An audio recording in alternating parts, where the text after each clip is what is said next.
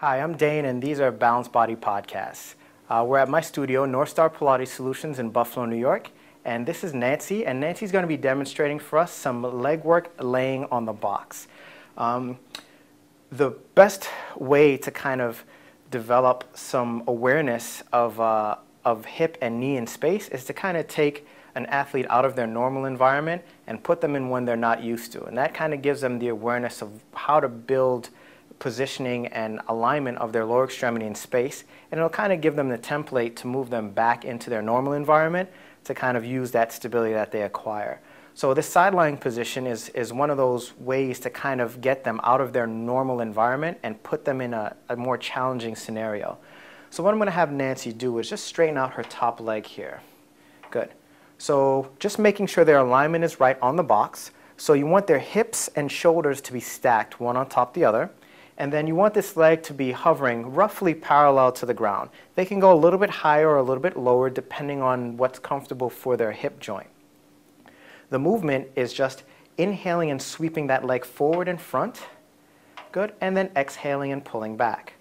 So the challenge here becomes keeping that leg parallel or holding the leg in whatever starting position you choose while it's traveling through that range of motion.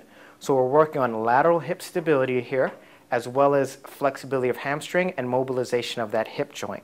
As far as the upper body goes, you want to keep the shoulders stacked one on top of the other, and you can see Nancy supporting her head with her hand, which is perfectly fine. You want some support underneath the head. You don't want the head hanging in space. So any of the variations we do on in this particular movement, we can do with a neutral hip, external rotation at the hip, or internal rotation at the hip. Depending on what you're working on with your athlete, you may want to do one, you may not want to do the other. That's up to you. Right? So what I'm going to have Nancy do is go into some circles now. So she's going to bring her leg forward into hip flexion, and then take the leg into abduction up to the ceiling, and then pull that leg back down and around. Good. And just continue with that circle for me.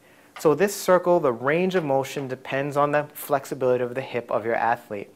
This is a fantastic exercise to develop range of motion, but at the same time, because you're in a loaded situation, you want to make sure that the athlete is not going beyond the range that they're comfortable using. Good.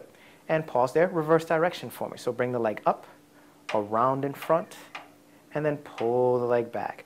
Always kind of keeping the idea of length through that leg and stability through center. Good. And one more time for me, please. Good. So up and around, and straighten that leg out. Bend the knee and just pause here for just a second. Good.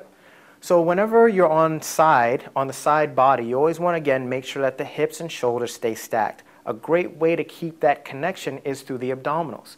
So as the athlete is going through the movement, always cue that connection of rib cage to pelvis with the abdominals so that the grounding of the pelvis is attached to the grounding of the upper body and shoulders. So we're going to do one more variation, and it's called a bicycle. So I'm going to have Nancy straighten out that top leg again. Reach it nice and long. And there are two variations, two directions. So I'm going to have her go into hip and knee flexion first, pulling her knee up toward her chest. Then extend that leg out in front and sweep that leg nice and long. Good. So bend and extend and reach. So the bending of the knee with the extending and the reaching is getting that slightly different stability at the hip. So with the knee bent and hip bent, we're working a little bit more on deep rotators of the hip, and then to extend the leg and pull back, we're accessing hamstrings and glutes. Great hip strengthening exercise, great alignment exercise for lower extremity. Pause and reverse direction. So now she's going to lengthen the leg long, sweep that leg forward, bend the knee, and come around.